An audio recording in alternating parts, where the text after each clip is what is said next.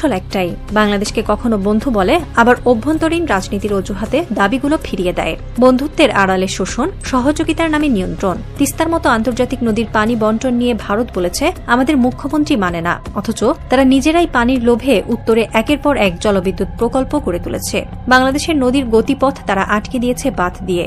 এটা কোনো দ্বিপাক্ষীয় বন্ধুত্ব নয়, এটা একতরফা শোষণ, যাকে বলে রাষ্ট্রীয় লুণ্ঠন।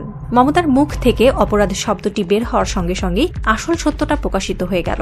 ভারত এতদিন ধরে বাংলাদেশের বিরুদ্ধে এক ধরনের জল অস্ত্র ব্যবহার করে এসেছে। এখন সেই অস্ত্রই তাদের নিজের রাজ্যে বিষ ছড়াচ্ছে। সিকিম, দার্জিলিং, জলপাইগুড়ির কৃষকরা পানির অভাবে হাহাকার করছে। যে অভিশাপ বাংলাদেশ ভোগ করেছে দশক জুড়ে, এখন সেই অভিশাপই ফিরে এসেছে ভারতের ঘরে।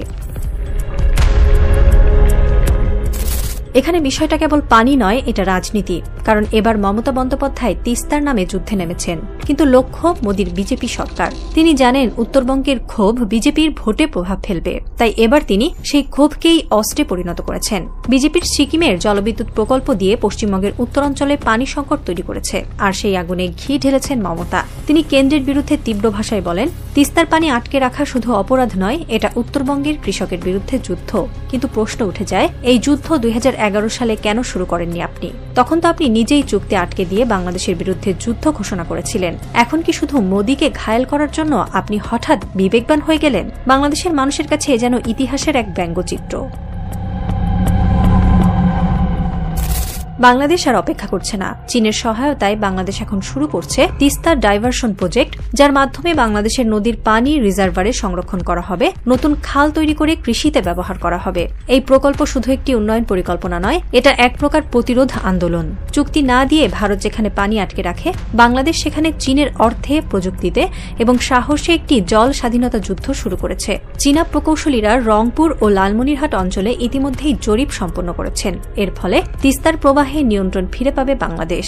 আর এই পদক্ষেপে ভারত কাঁপছে। ভারতীয় মিডিয়া বলছে, বাংলাদেশ চীনের প্রজেক্ট নিচ্ছে, এটা আমাদের জাতীয় নিরাপত্তার জন্য হুমকি। কিন্তু ঢাকার জবাব সোজা, তোমরা যদি আমাদের মরতে দাও, তাহলে আমরা বাঁচার রাস্তা নিজেরাই খুঁজে নেব। রংপুরের এক মাদ্রাসা ছাত্র, নাম মুশফিক। তার বাবা আত্মহত্যা করেছিলেন পানির অভাবে ফসল নষ্ট হয়ে। সে আজ বলে, যে রাষ্ট্র আমাদের পানি দেয় না, সে আমাদের বন্ধু না, ওরা আমাদের শত্রু।